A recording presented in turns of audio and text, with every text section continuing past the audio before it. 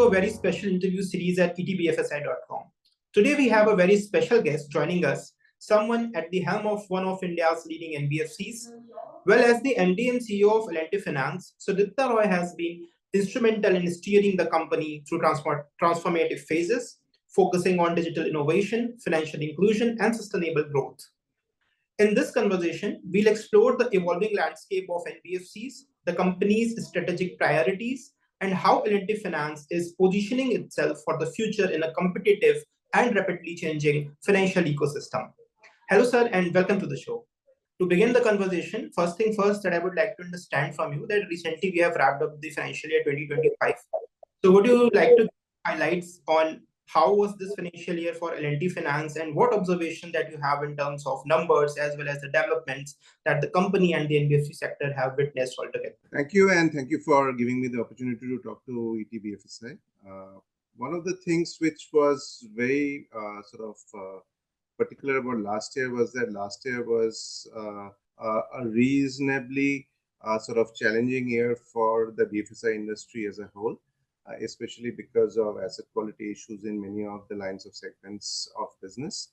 And so FY25 was a tough year for us, not only in terms of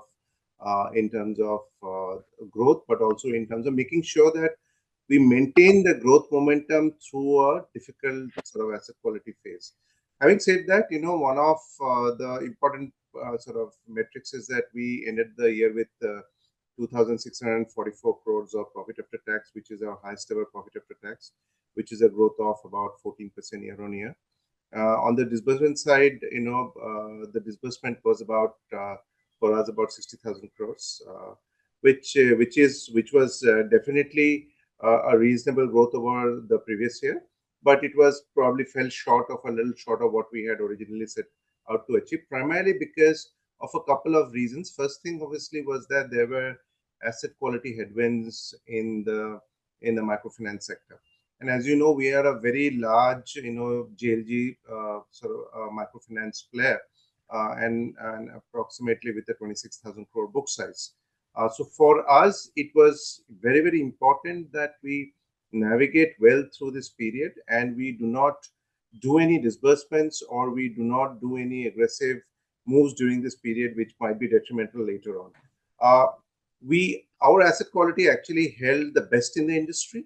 If you look at, and during our investor day, we had guided the markets saying that our overall total credit cost in the microfinance business will be sub 1,000 crores. And we ended up at about 900 crores, which is roughly, a shade short of 5% of our, of the total credit cost, and wherein the credit cost in the microfinance sector has been anywhere between 8%, 9%, in some places according to 10%. So we have significantly outperformed the market. Our microfinance business has remained quite profitable throughout the course of this time, through this asset quality crisis. We have taken the year also to make sure that we improve on our what I call the credit administration metrics, which we can talk later on, including the deployment of our next generation credit underwriting engine project Cyclops, as well as the sharpening of the credit and underwriting, as well as the distribution framework in our tractor business, in our two-wheeler business, in our SME business, and our home loans business. Last year was very important because in our home loans business, we launched our first integrated marketing campaign, which we call the Complete Home Loan. And because of that, we saw a very strong growth in our home loan business on a year-on-year basis. And our personal loans business also did very well and almost clocked a 40% growth rate during last year. So overall, last year, from a stabilization point of view, from a positioning the organization for a future growth point of view, was very, very important for us. And we clocked a few milestones on that. And also from a asset quality stabilization point of view, we did a lot of work. And I think as we start FY26, we are looking at a much more benign credit environment. Some of the headwinds that we saw in FY25 has dissipated to a large extent on the back of very good monsoons and a reasonable uptick in domestic consumption. And we are very hopeful that FY26 will be a great year ahead. Great. Sir, one follow-up question to what you have just shared with us is on the project Cyclops that you just mentioned that L&T Finance has implemented. So, which according to our studies, AI-driven credit engine. So, we would like to know more from you that how it has worked for you and how specifically this initiative has transformed your credit assessment process, and what is your vision and expectations of technology. I mean, this will be the second part of my question, considering the masses that you cater and the masses, are the masses ready for this technological change, considering the need of digital literacy? And how do you see this whole transformation going on? Yeah, so thank you. That's a very important question, and frankly, Project Cyclops was the first sort of transformative technology initiative that we took in L&T Finance after we constituted our sort of cutting-edge technology team, which included Mr. Ramesh Aithal, who came into the organization from the Silicon Valley firm Elastic, as well as Dr. Devragnayan Banerjee, who also came in from Valley, and he had been the chief data scientist of Geo, as well as the chief AI officer of Booking.com. So having fortified our leadership and having fortified the team, what we wanted to do was that we wanted to build the next generation credit underwriting engine by leveraging on the latest tools of machine learning as well as artificial intelligence, which is so topical these days. Though Cyclops more leans on machine learning rather than pure artificial intelligence, but the fact is that there's a lot of heavy lifting which has been done in Cyclops. Now, one of the underpinning of the design philosophy of Cyclops is that typically underwriting in India is done through the credit bureau, right? And or looking at the bank statements in the credit bureau. In Cyclops, we went a little further. We say that we'll not only look at credit bureau data, we'll not only look at banking data, but we'll also look at alternate data, right? And as a lot of payment firms are there who are seeing a lot of customers making their payments through UPI apps as well as to their credit as well as debit cards, and these payment firms have built affluence scores, or they have built a sort of income estimators of these customers. Similarly, there are certain fintech firms who have sort of distributed India's geography, especially the top cities, into areas which have historical high loss rates vis-a-vis much more benign loss rates, right? So what we try to do during the underwriting process is we not only look at the customer's bureau history as well as his banking history, but we also look at the customer's affluence. We look at the customers, where did the customer stay, what is the customer's residence stability, what is the customer's e-commerce behavior. We try to look at all these sort of elements, and we try to underwrite the customer far more holistically than a normal credit bureau-based underwriting, which I always call about post-facto underwriting. Cyclops does something which is called holistic underwriting, and the real heavy lifting of the platform is that when you go to all disparate sources and pull data, you might have a high latency or high time of operation. What we do is in Cyclops, and that is the real core IP of Cyclops, is that all this heavy lifting is done in a very, very short span of time, which is less than 40 milliseconds, right? And this is a fully integrated system, so that it is not a disparate system, and it is connected to the front end mobile app of the sales executive or our salesperson who is there on the field with the customer.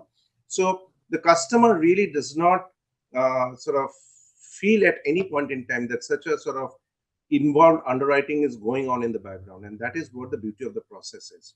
And Cyclops has been very, very beneficial for us. In fact, the underwriting that we have done, we first implemented in our two-wheeler business in the month of July and gradually scaled it up. I can tell you that the initial sort of credit outcomes of Cyclops is almost 150% better than what we see in traditional underwriting, right? And in Cyclops, especially for the two-wheeler business, we are running with almost 19 scorecards now.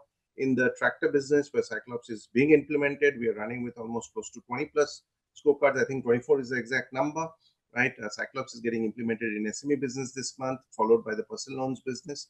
Actually, Cyclops is getting implemented across all our lines of business. And frankly, and coming to your question, why technology is so important, because the fact is that these days data is available. These days, tools are available, right? The thing is that, using the tools to make sense of the disparate data at a speed which is very, very high, right? And which gives you meaningful inputs to take decisions. It can be a credit decision, it can be a customer service decision, right? It can be a cross-sell decision, whatever the decisions are, right? Technology gives you the tool to do that very fast and in a very customer friendly as well as in a cost effective manner. And it is, an organization's, and it's not only about BFSI, it is about any sort of business environment that any organization might operate in. If they are not leveraging technology, they are not really pushing the needle on efficiency. They're not pushing the needle on customer service, not pushing the needle on customer experience. So overall, technology is tying this whole thing together and making sure that organizations deliver the services to their customers much better. Meaningful to know the insights from you, sir, on this particular important topic, which is trending in the BFSI space. Now coming to more industry specific questions, like what we have observed is that banks have access to cheaper capital and wider reach, while fintechs are disrupting the space through traditional lending models and digital innovation, and you can say quicker turnarounds. So according to you, how NBFCs are making out a balance amid this, and what USP we can say that NBFCs are carrying in to make out the balance between both of them? Yeah, so this is one of the major challenges of NBFCs, especially on the funding side, because if I were to look at it, in most NBFCs, we are like half a bank, right? We generally manage the asset side. We do not. Yeah, there are some deposit-taking NBFCs, but the majority of the NBFCs are non-deposit-taking, right? So the fact is that we have to generate our raw material. What is our raw material? Our raw material is basically our borrowings from the market, and our raw material is our people and our products, right? So. One of the unique things that L&T Finance has is that L&T Finance is, in terms of asset distribution, is 50-50 urban rural, right? And because we are so also dominant on the rural side compared to many other NBFCs, large NBFCs, the upper layer NBFCs, which are primarily urban, right? We are operating in a lot of priority sector lending products like tractors. Right, tractor is a priority sector lending product. Some parts of MFI is priority sector. Some parts of SME is priority sector. So what we are able to do, and if you look at our funding profile, we are a AAA rated entity. And if you see our weighted average cost of borrowing, even from the COVID times, the repo rate has went up by almost 250 basis points.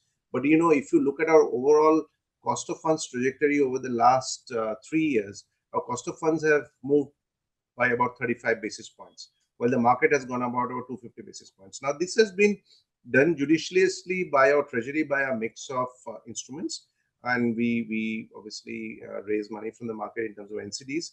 There's a large component of our borrowing, bank borrowings, comes from PSL loans, right, which is deployed in our PSL assets as well, right, which is about 26% of our borrowing is about PSL loans, and about 27% of our borrowing is non-PSL bank borrowings.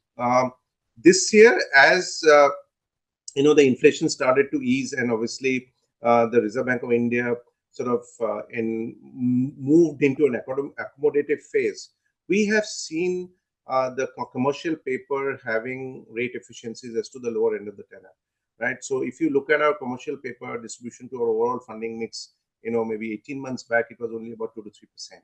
But it has moved up now. It's now about 7 to 8%, and where we are finding rate efficiencies on the commercial paper. So what we are trying to do is that we're trying to maintain the cost of funds mix, which is beneficial for our lines of businesses. Right, and overall we are at about 7.83 basis points weighted average cost of borrowing, and it has moved by only about 1 basis point from quarter to quarter. And we expect that because the Reserve Bank of India has started its downward rate cycle, we expect one more maybe 25 basis points accommodation in the month of June, followed by maybe one more in the next the post-June Monetary Policy Committee. Right, we expect that the rate transmission or some rate easing to happen towards the latter part of the year, especially in H2. right? And as you see, headline inflation has been coming down, food inflation has been coming down. With good monsoons, we expect that the downward trajectory in inflation will remain, and we will enter a much more benign rate environment, right? So overall, I think for NBFCs, uh, this is a very, very important component to be remain competitive. Apart from this, I don't think there is anything in which the landscape is not at the same level playing field as banks to NBFCs, right? Banks have access to, especially with the account aggregator framework. One of the things in which, NBFCs were at a disadvantage is that we did not have access to liabilities data, right? Which banks had an advantage, right? Because especially if you're lending to your own customers, right, which typically would be about 40-50% of a bank's asset growth, you have an access to the liabilities track, which actually led to about 100 to 150 basis points lower risk cost. But after account aggregator has come in, and we have one of the early adopters of account aggregator, and in fact, one of the major components of Cyclops is that seamlessly pull the account aggregator customer sort of liabilities statement. Uh, that has completely level played, made the level field largely level, right? Because whatever liabilities data a bank has access to, I have access to the same data, right? So in terms of other administrations, I think, there is no difference between banks and NBFCs. And frankly, in terms of operations, in terms of their conduct, their addressing the customers through digital means, the mobile apps that they have, most of the upper layer NBFCs have started to sort of resemble banks in their operating behavior, right? And especially the AAA NBFCs. And frankly, I've worked in banks for all my career. Only in the last 2 years I've been operating in an NBFC. And I really, in terms of work environment or work culture, I really do not see any difference between a bank and an NBFC. Well, meaningful to know the points to chalk out the balance between these entities. Now, coming back to some of the future plans that L&T Finance is having in the years down the line. Sir, we have recently seen that L&T Finance had come up with Laksha 2026, which it said that the goals are ahead of its schedule. So, what are the next set of objectives that L&T Finance aims to accomplish in the coming years? And what would you like to give a highlight that how this Lux 2026 had fared out for you, and what were the achievement that you have maintained by setting up this goal? Yeah, so Laksha 2026 is part of the L&T Group's Laksha sort of process. The L&T Group overall, and as you know, we are the part of L&T Group. L&T Group almost owns 70% of L&T Finance between the L&T as well as the L&T Employees Trust Fund. It's almost 70%. So L&T Group has this 5-year block sort of targets that they take on themselves, and it has been continuing for almost 20 years.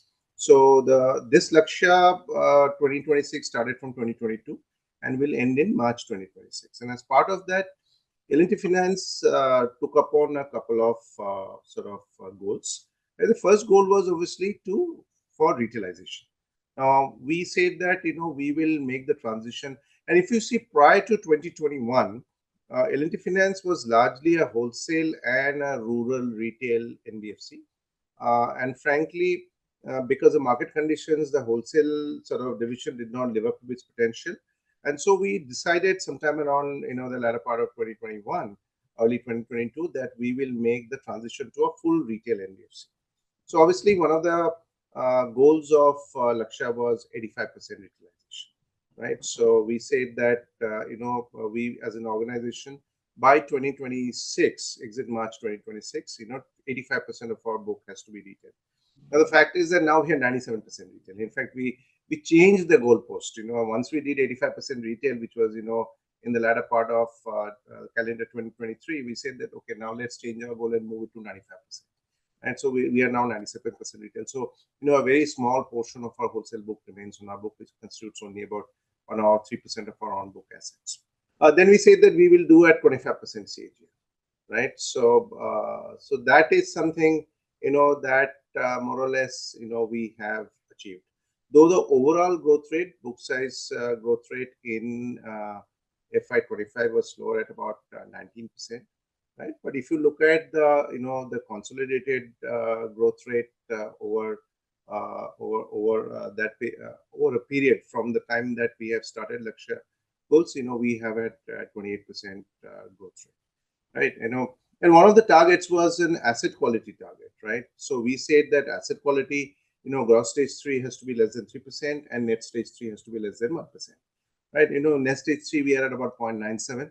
Gross stage 3 last year went through a little bit of inflation, primarily because of the sort of the microfinance industry sort of asset quality issue, right? But we are very, very hopeful that by the time we are in March 2026 at the end of the Laksha goals, we will be within that. And the last target was that we said that retail ROA between 2.8 to 3%, and then in the year to the end of 2023, we revised it to saying that consolidated ROA between 2.8 to 3%, right?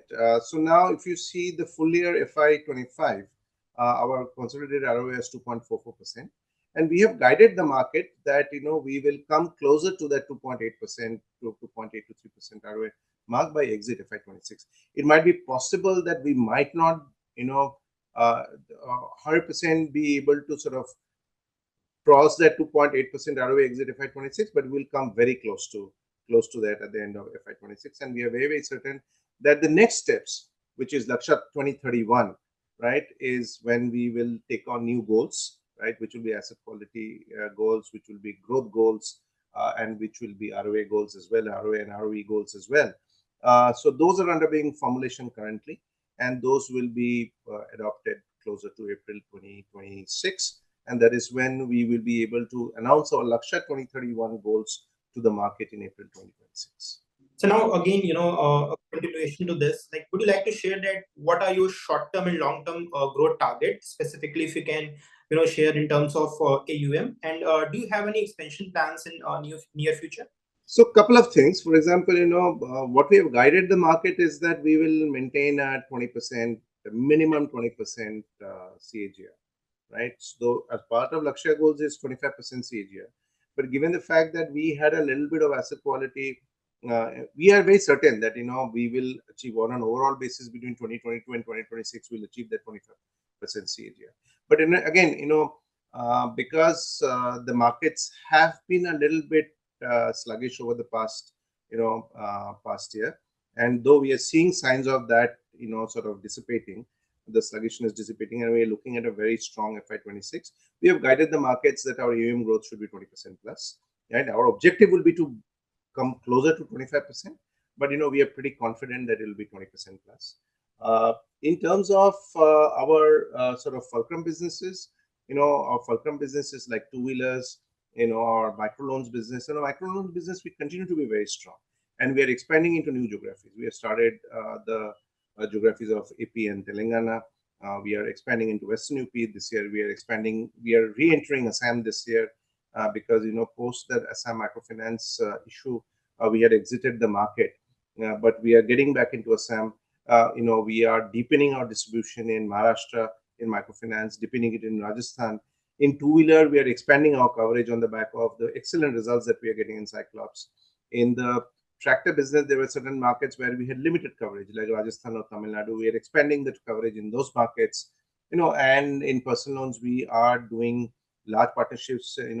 As of now, we have gone live with Cred, Amazon, and PhonePe, and we'll announce a couple of more partnerships in the next coming months, large partnerships, and they're doing very, very well. In our SME business, we are expanding quite a bit. We are already present in upwards of 60 plus towns, and we are looking at expanding to almost 80 to 100 towns. As you are also aware that recently we acquired or made a bid to acquire, and that deal is under closure with the gold loans business of Pawn Merchants Finance Limited.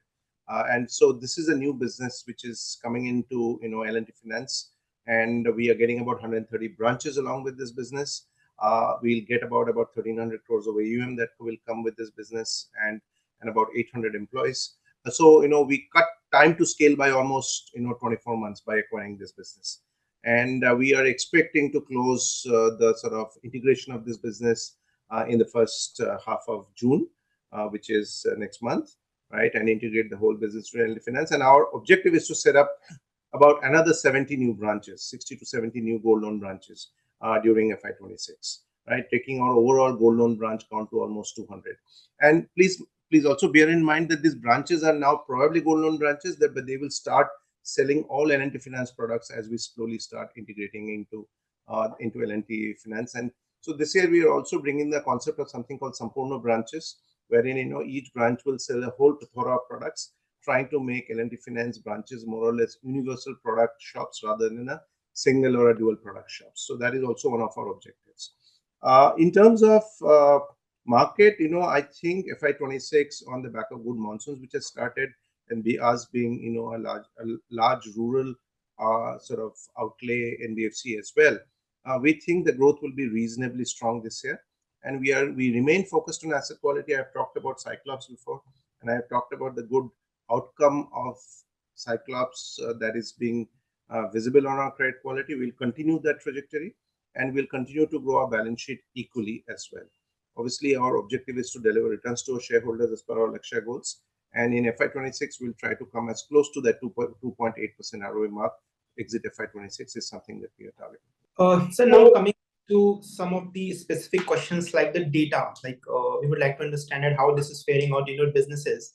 So can you just share that how the integration of third-party data such as UPI transaction flows and geographical information enhance the accuracy of your credit evaluation compared to the traditional methods that the NBFCs were using? Yeah, so and it's a good question, and this is a follow-up question of what we discussed when we talked about Cyclops. One of the things is that when you and if you look at a customer, if you look at customer might have a couple of facets. First and foremost thing, how much the customer earns, right? If he's a salaried customer, how much the customer, what is his debt bearing capacity? The second is that what is the customer spend profile? The customer might have enough income, but is his spends to income ratio very, very high? For example, if you have a customer whose spends to income is very, very high, that means the customer has lesser amount of savings and the customer is very high on consumption. That means this customer is liable to get into debt much, much more faster, right? The third thing is that, what is the customer's savings potential and how much customers has saved? Because savings always gives a sort of a bulwark or a safeguard against unforeseen events, right? Like job loss or illness or something like that, right? So when you lend, you have to keep all these things in mind and what can go wrong. Because, for example, when you are lending a home loan, you are lending to the customer for a 20-year period. When you are lending a sort of a vehicle loan, you are lending to the customer for a 4 or 5 year period. When you're giving a personal loan, it might be a 3 or 4 year period, right? So you are taking a bet on the customer's cash flows for a next, period in time. So it's very, very important for us to make that assessment correctly and make sure that the customer has adequate debt dischargement capability throughout the tenure of it, right? So that is, some parts of delinquency and some parts of the credit losses factored into the model of lending. But however, it is very, very important to make sure that your loss rate projections do not go haywire, because lending is an adverse ratio business. If you are delivering a 3% ROA business, only, and if you're lending to 100 customers from which you have, if 3 customers going bad actually can upset your equation. It is such an adverse ratio business.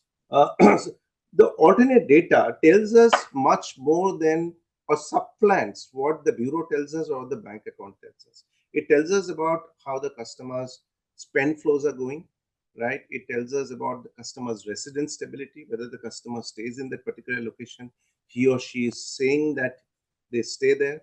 For example, if an e-commerce delivery has been made at a residence, right, in the last 1 year 5 times, you very well know that the customer really stays there. And that obviates the need for any residence verification, because you know that this is the customer's residence.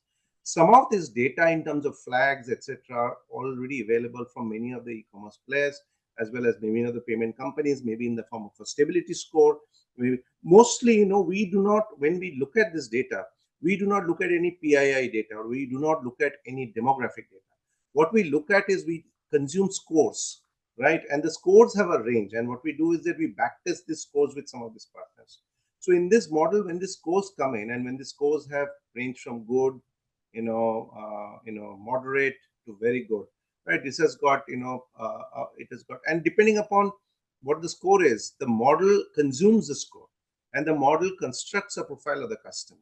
And that is why the credit underwriting becomes far, far more sharper, and our estimations of the customer's debt bearing capacity becomes far, far more sharper, right? And that is the basic premise of consuming alternate data with traditional data like bank account data and bureau data.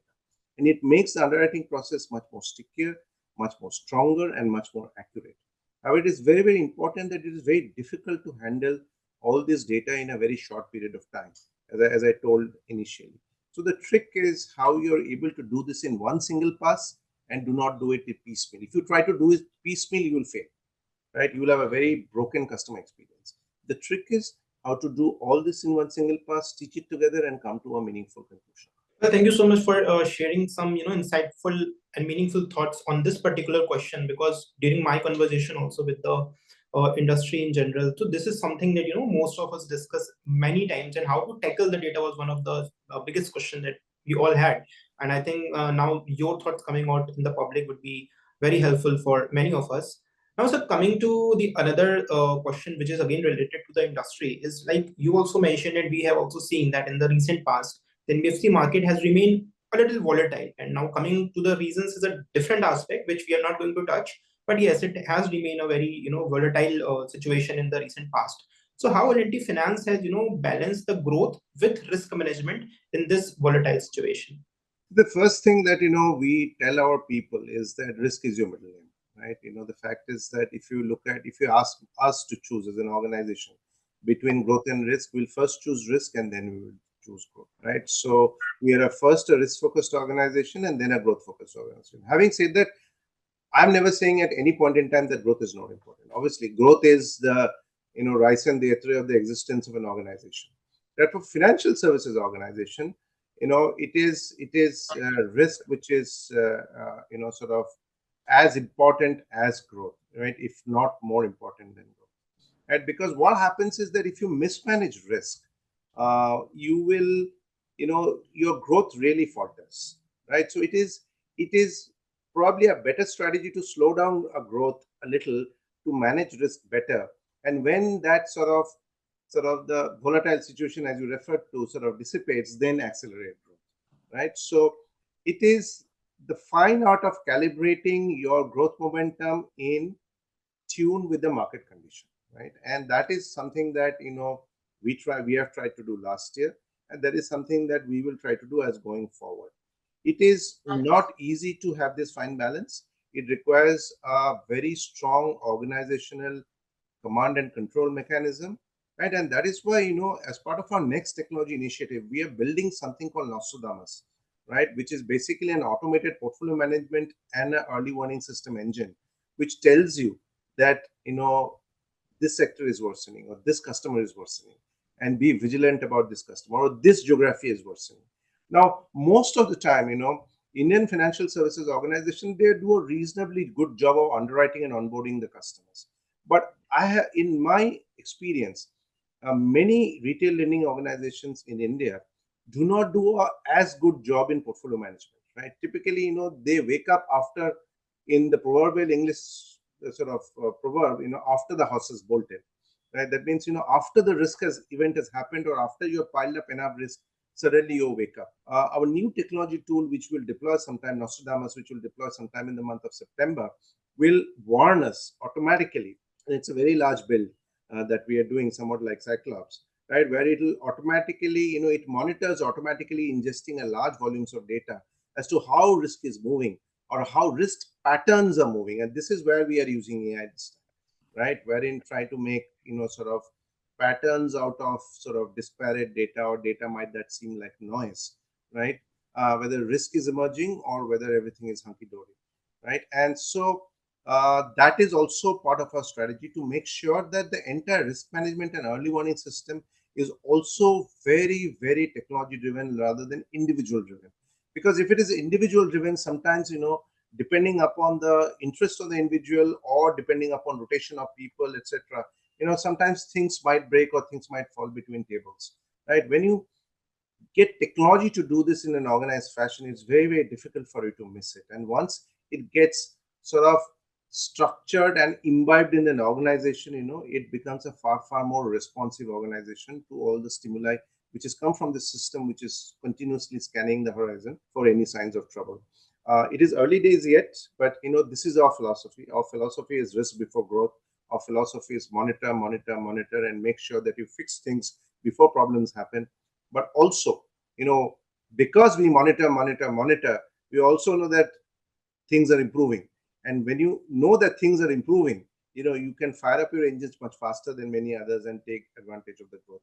So it's a constant race and a constant sort of awareness exercise that we are doing. And as a whole, we are engaged into this sort of mission of converting L&T Finance into a very, very active listening organization and calibrating our growth and risk. Thank you so much, sir, for sharing all the thoughts and decoding the crucial aspects of the NBFC space and talking to ETBFSI.